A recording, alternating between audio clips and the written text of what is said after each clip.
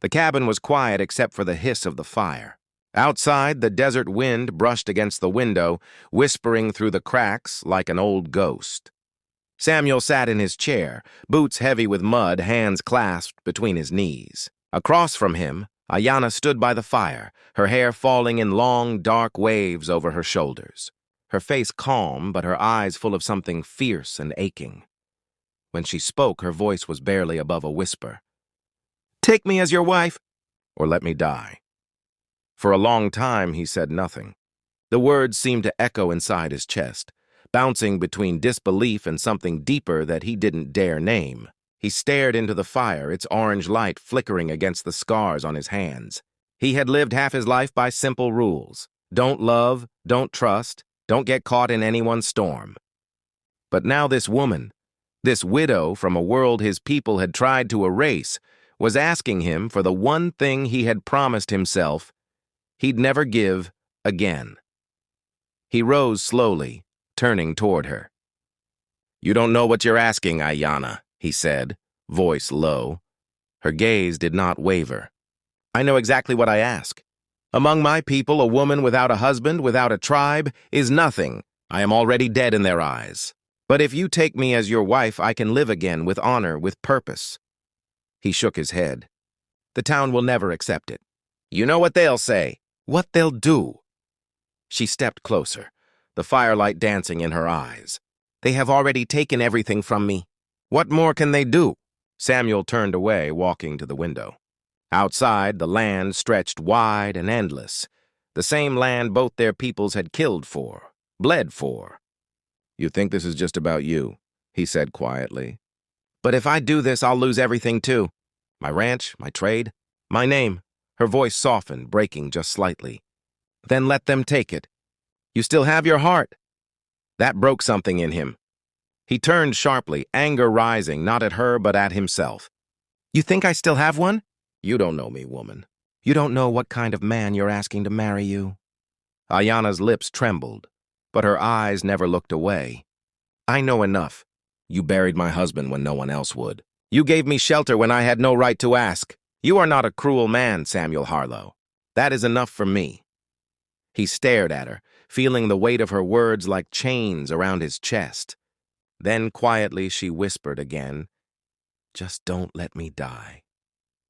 That night, when the fire burned low, Samuel went to his knees before her and took her hand in both of his. His voice came out rough but steady. "Then you'll be my wife. Not as a duty, not as pity, but because somehow you're already part of me." She didn't answer with words. She only touched his face gently, and for the first time in years, he let someone touch the scars the world had left on him. The next morning, they stood beneath the cottonwood tree by the river. The water shimmered gold in the early light. There were no witnesses, only the wind, the birds, and the land that had watched them both suffer. Samuel tied a leather cord around her wrist, and she tied one around his. Their vows were simple. "By the wind that carries our names," she said softly, "I am yours." He replied, "By the land that holds our graves, I am yours." And with that, they became husband and wife. But peace did not come easy. Word spread fast through the nearby town. The rancher who had taken in an Indian woman had now married her. Some laughed, some cursed, and some decided to act. Samuel found dead coyotes strung on his fence posts. His cattle were driven off twice. And one night, a barn full of hay went up in flames, painting the sky in red fury. Ayanna stood beside him, watching the fire devour the roof. She didn't cry. She simply said, "They burned my home once too. We will build again." And they did. Together. Day after day, they worked the land side by side. She rose before dawn to grind corn and milk the goats. He repaired fences, taught her how to ride, how to shoot. Sometimes they fought, over her stubbornness, over his silence. But always they found their way back to each other by sunset. Months passed, and something began to change in the people around them. When Samuel rode into town, the stairs were still there but quieter. When Ayanna started selling her handmade blankets and herbs at the market, women began to speak to her, first in whispers, then with small smiles. The ranch, once fading, began to thrive again. Samuel often said it was luck. Ayanna said it was the land forgiving him.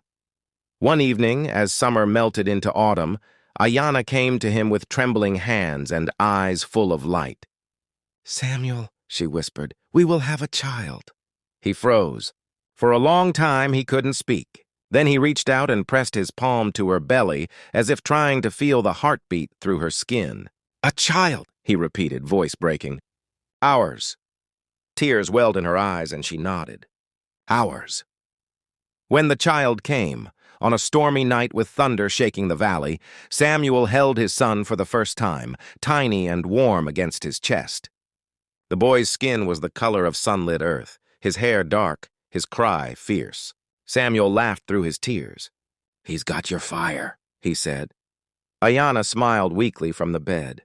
"And your stubbornness." The boy grew quickly, chasing chickens and riding oak ponies before he could read. The townsfolk stared less, smiled more. Time, it seemed, had grown tired of hate. Years passed. The desert that had once been nothing but pain to Samuel became a place of peace. The ghosts that haunted his nights began to fade, replaced by laughter, by the small hands of his son pulling at his beard, by the soft songs Ayanna sang in the evenings.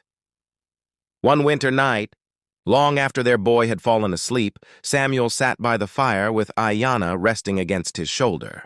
The flames flickered across her face, softening the lines time had drawn there. He turned to her and said quietly, "Do you remember the first thing you said to me?" She smiled faintly.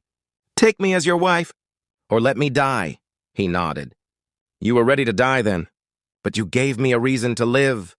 Her hand found his, fingers interlocking like roots. "We both lived, Samuel.